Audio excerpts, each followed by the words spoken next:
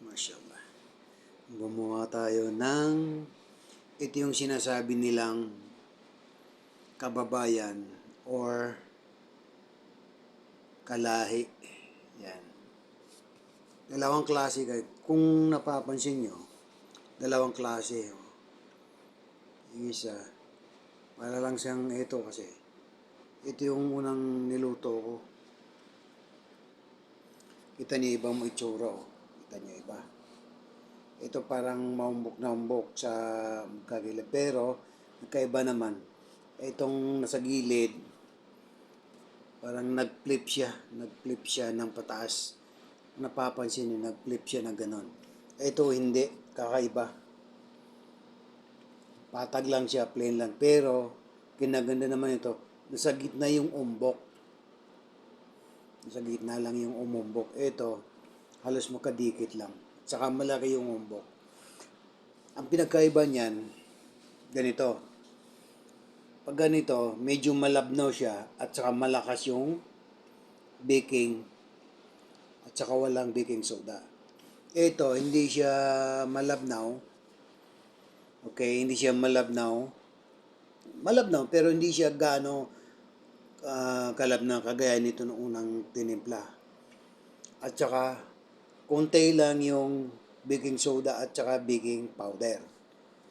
Ganon din, pagka konti ang nilalagay mong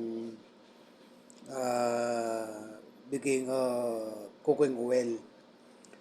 So pagka ito regular lang regular na pagkagawa ko ng kababayan o kalahi.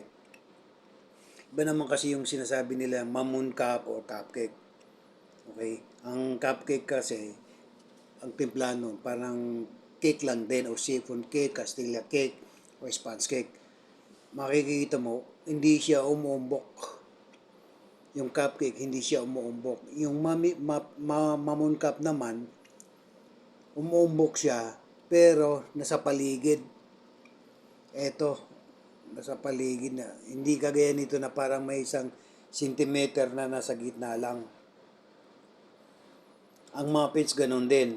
Ang muffins naman, parang kagaya nito pumuputok. Hindi yung parang volcanics na parang may hiwa. Parang akong natatanda yung torta, ganun yon. Cocktail lang ang pagkagawa. Tsaka yung di talaga medyo makunat yung timpla ng muffins. Anyway, ito yung sinasabing kababayan.